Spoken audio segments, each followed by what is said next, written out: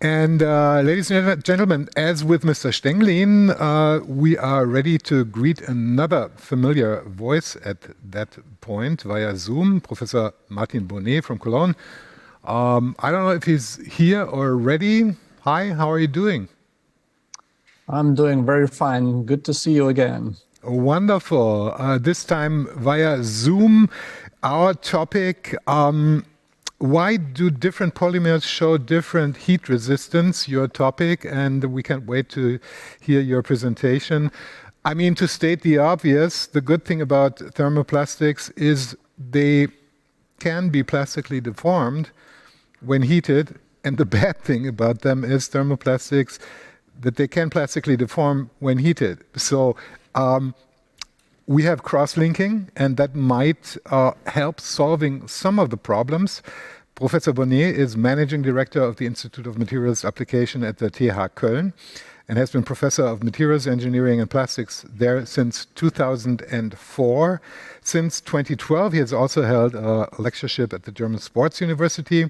And Professor Bonnet is known from the press, radio, and television, but above all, his YouTube channel, World of Materials. I could say just click it. It's really nice to watch it and to listen to it, to the podcast actually. And his research focuses on the development and optimization of new fillers and additives for plastic. Professor Bonnet, why do different polymers show different heat resistance? Please. Well, thank you very much for these warm, welcoming words. And just to mention, so if you're looking for the YouTube channel or the podcast, either you look for my name or you have to type in the German title, Welt der Werkstoffe, although there are English videos available as well. Yeah, so once more, you see the title of my talk, why do different polymers show different heat resistance? And right from the beginning, I won't focus on cross-linking all the way through, but we will tackle it at the end. So what is my motivation to come up with a talk like this? And now you need to either listen or read along carefully, although you already mentioned that before. The good thing about thermoplastics is that they can be plastically deformed when heated. The bad thing about thermoplastics is that they can plastically deformed when heated.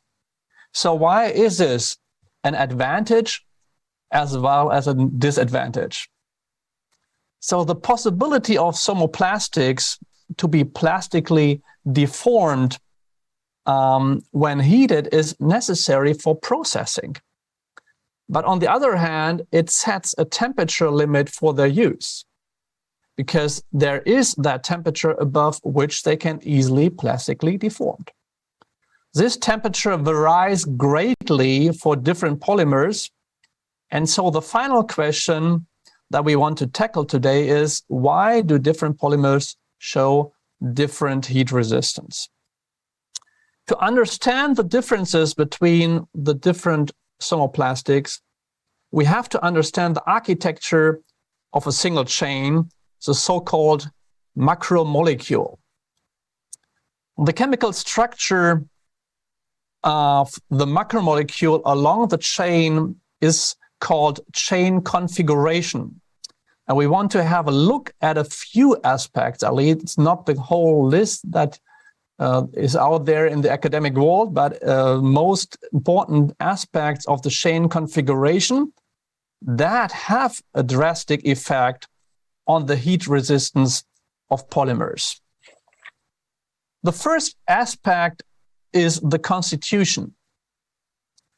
In order to understand the chemical structure, one must first consider the individual building blocks that make up the polymeric single chain. These are called monomers. The word monomer is composed of the two Greek words mono, for one or single, and meros, for part. So it's a single part. Monomers are low molecular reactive molecules that can combine to form molecular chains known as macromolecules. And we're talking about real macromolecules, super long molecules, because in a standard polymer, there are thousands, if not 10,000s of those monomers connected to each other to one super long chain. In most cases, these are molecules with a reactive double bond. Depending on how the monomers react with each other, a distinction is made between polycondensation, polyaddition, and polymerization. But we won't go too deep into the chemistry of polymers today, I will promise. So just we scratch the surface as much as needed to understand and to be able to answer the question that we raised together.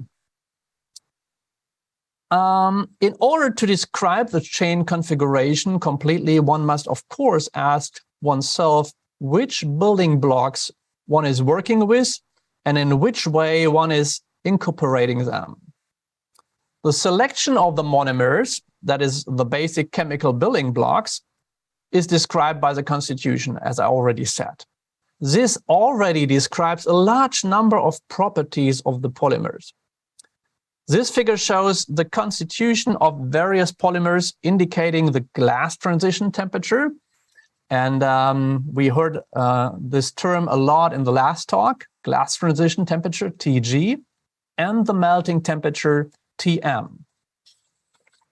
The left column, the left column shows the typical standard polymers, polyethylene, PE, polypropylene, PP, polystyrene, PS, and polyvinyl chloride, PVC.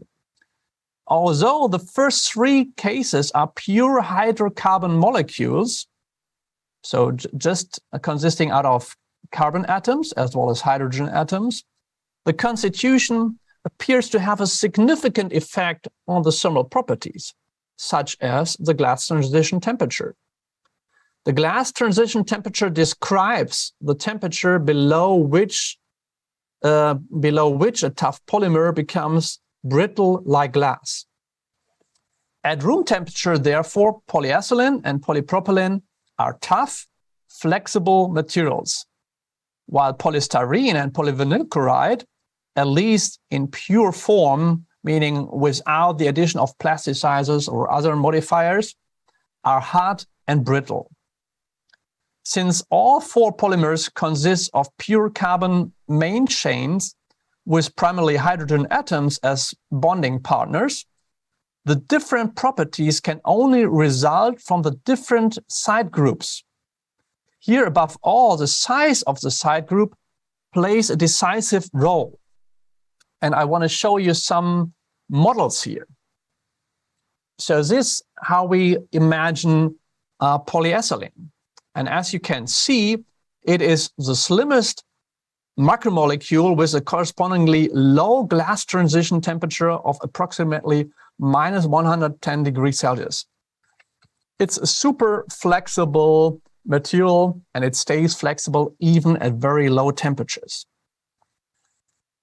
In polypropylene, you see it's slightly bigger because we have methyl side groups like this. Here's a carbon atom with 3 hydrogen atoms.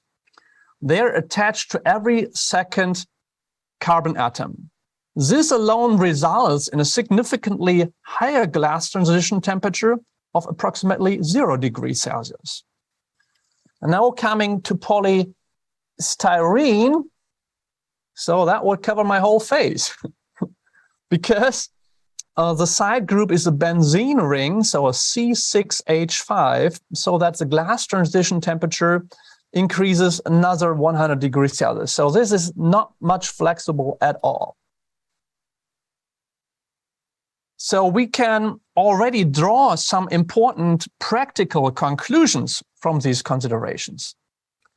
If it is important for practical use that the polymer is flexible and tough, both PE and PP can be used at room temperature. For outdoor use in our latitudes, sufficient flexibility and toughness can only be permanently guaranteed by PE. If hardness and stiffness are the decisive factors for practical use, both polystyrene, PS, and PVC can be used at room temperature and below. In this case, care should be taken to ensure that the operating temperature do not reach the glass transition temperature. That is, PVC should not be used above 70 degrees Celsius on permanent basis. In the right-hand column, polyethylene terephthalate, PET, we all know that nowadays from the PET bottles that we buy daily in the grocery stores. And we also see polybutylene terephthalate, PBT. They are shown as two representatives of the polyester group. Even though PET and PBT are quite slender macromolecules, the oxygen atom and benzene rings incorporated in the main chain stiffen the main chain and thus increase the glass transition temperature and melting temperature. The larger the flexible alkyl group in the main chain, the lower the glass transition temperature. The alkyl group is a part of the monomer with carbon atoms, C, with only hydrogen atoms, H, attached. And you can see that it is double as long in PBT than in PET. Polyamide 6, and I bet you heard a lot about polyamides today already. So polyamide 6, PA6, is a fairly slender and flexible macromolecule as well. However, the amide group ensures a negative polarization on the oxygen atom and a positive polarization on the hydrogen atom of the amide group. This can lead to the formation of hydrogen bonds between the macromolecules, resulting in increased glass transition and, above all, melting temperatures.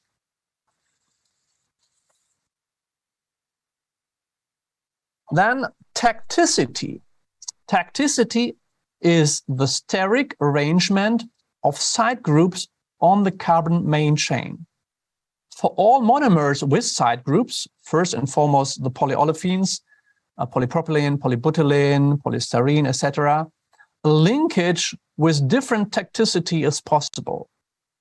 The diagram shown here illustrates the common possibilities using polypropylene as an example. PP has a methyl side group, as we've already seen, at every second carbon atom of the main chain. This can be, however, have different steric arrangements. A distinction is made between isotacticity with equilateral arrangements of side groups, so they are all side groups are on one side, syneotacticity with alternating arrangement of side groups, so up and down, up and down, up and down, and so on, and atacticity with random arrangement of side groups, or to say no arrangement. The tacticity of a macromolecule after polymerization is determined by the choice of the catalyst that is seen here on the far left side of the picture. The commercially available polypropylene is usually the isotactic variant, abbreviated IPP. Although the tacticity has no significant influence on the glass transition temperature, since it doesn't affect the flexibility of the polymer chain, it is decisively responsible for whether a polymer is able to crystallize. A crystal always has periodicity in all three spatial directions. It follows that iso and syneotactic variants are able to crystallize, but atactic ones are not. Above the glass transition temperature of approximately 0 degrees Celsius, the amorphous regions soften in all three types. Thus, APP, 100% amorphous material, is a soft, tough mass at room temperature. It's a sticky, soft mass.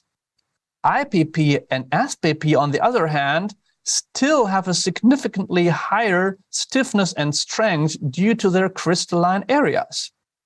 which they lose only when they reach the melting range. So for example, this is a fine liner. Many of you know them and use them regularly. And if you look carefully, it mentioned that it's produced out of PP. So this material has a high stiffness, but it's still flexible. It's not brittle. But if you would put that in a freezer and cool it down far below 0 degrees Celsius, you would realize it will become brittle. But since these fine liners are not made for outdoor use, it's a great choice to use polypropylene for this application. The most thermoplastics exist as linear macromolecules. In the case of some polymers, however, branch macromolecules are also produced quite specifically by means of appropriate process parameters during polymerization. The best known example here is polyethylene. Unbranched polyethylene can crystallize relatively well. This results in high hardness, high stiffness, high strength, and high density, as the density of the crystalline area is higher than that of the amorphous areas. Therefore, linear polyethylene is also called PEHD, polyethylene high density. In the highly branched polyethylene, the branching makes crystallization difficult.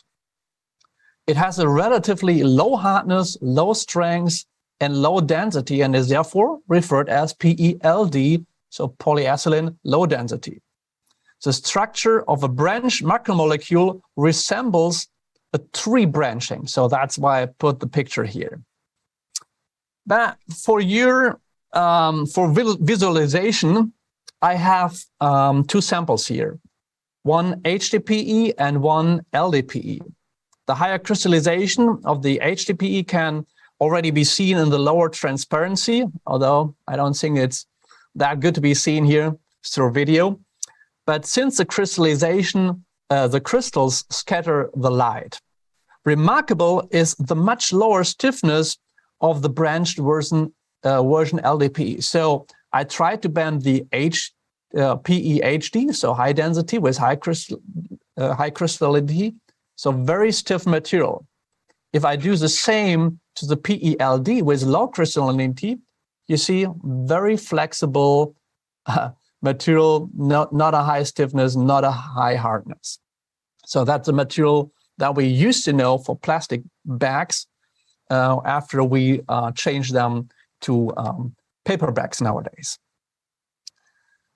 So the different temperature-depending mechanical states can be tested with a dynamic mechanical analyzer, short DMA. The result is a diagram showing the course of the storage modulus, E/ versus temperature for an amorphous thermoplastic, here atactic polystyrene, APS, and a semi-crystalline thermoplastic, here syntactic polystyrene. The glass range, softening range, rubber range, and viscous range can be well distinguished from each other. In the glass region, both amorphous and semi-crystalline polymers behave in a glassy, brittle manner. In the softening range, the amorphous components soften. Consequently, the storage modulus for amorphous thermoplastics drops several orders of magnitude. You see that the modulus is a logarithmic scale. So it's even more drastic than it appears here. In the case of a semi-crystalline thermoplastic, instead, there is only a slight decrease in the value of E/. The drop is directly proportional to the amorphous fraction.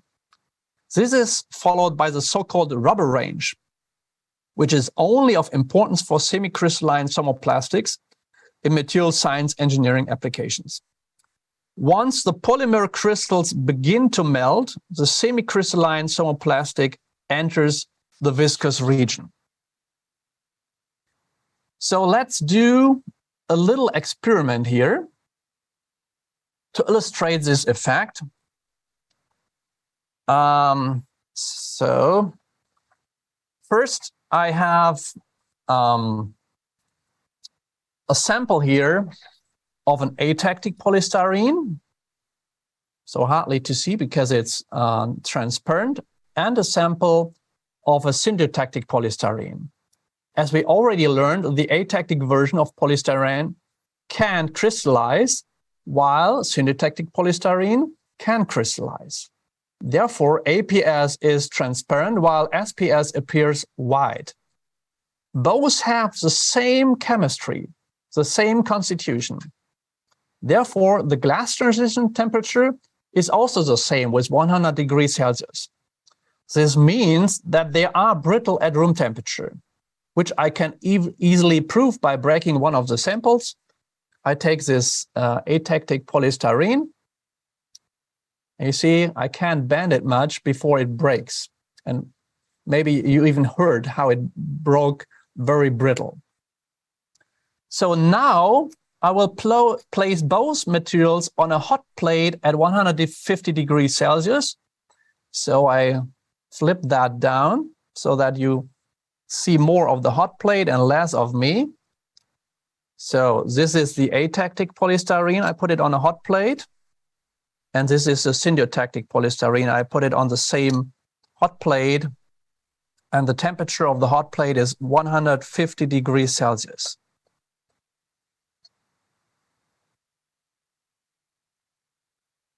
So you see that the atactic version is already kind of crying out, I'm softening, help me.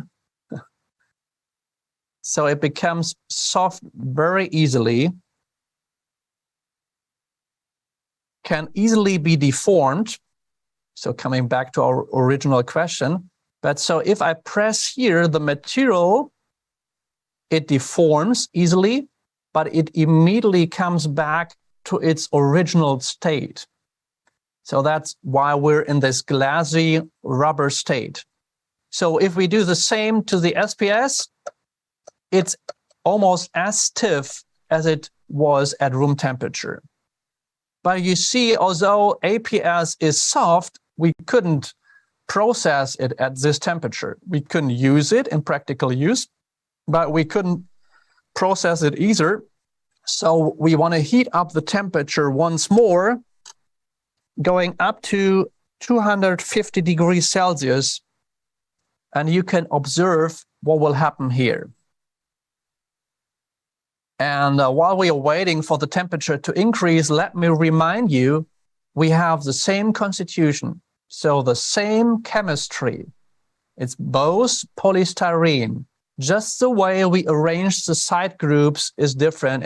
In one, for the atactic version, it's just a random arrangement, while for the syntactic version, it's alternating, up, down, up, down, up, down. So by doing so, the SPS, the syntactic version, has a chance to crystallize, and therefore the crystals, even at those high temperatures, guarantee the high hardness and high stiffness, while you see that the APS is shrinking. That's an effect of the way it was produced by injection molding, because then the polymer chains orient in the injection direction. And so now they have the freedom to shrink back. We're not reached 250 degrees Celsius yet. We are waiting just one more minute. And hopefully you can see how the APS softened dramatically now. Oh, so we can bend it 1 kilometer if we would like, while the syntactic version is still hard and stiff. So, but it took a little longer than expected. So let me come here to a conclusion, and we see that from our experiment and the shown data here, it is already apparent that amorphous thermoplastics can only be used well below the softening range, that's the orange marked area, while semi-crystalline thermoplastics can be used until shortly before the onset of the viscous region. And now that we have gotten to know the influence of the constitution and the influence of the crystallization, there is a third possibility of significantly increasing the surface temperature, and that is, of course, cross-linking. The third possibility also has something to do with the chain configuration. The transition from the rubber state to the viscous state takes place because the crystals melt and the change can slide off on one another. With cross-linking, that is a chemical linking of the individual macromolecules with each other, such slipping is prevented. Such cross-linking can be achieved either with cross-linking additives or even more elegantly with high-energy beta or gamma rays. This ensures that the polymer can be processed thermoplastically and only cross-linked in a targeted manner when the component is finished. Not all polymers are suitable for this, but a whole range, such as polyethylene, polypropylene, polybutylene, terephthalate, polyamide, polyvinylidene fluoride, and so on. So to answer the question that we started with, why different polymers show different heat resistance, we can summarize. First, because different polymers have a different constitution, that is, the chemistry of the polymer is different. Second, because some polymers are amorphous, while others are semi-crystalline, even though they might have the same constitution as we have seen in the example of APS and SPS. And thirdly, because most polymers are linear and others are cross-linked. The charm of cross-linking using beta and gamma rays is they can be applied at the already produced polymer part if a higher heat resistance is necessary. Thank you very much for your patience and attention. Thank you so much, Professor Bonnet. Always a pleasure and always fascinating listening to you. So we are ready and we are filled with information. Our journey so far this morning took us from quality assurance to cross-linking innovation to automotive to heat resistance patterns that we just witnessed from you, including the experiment. Very fascinating stuff.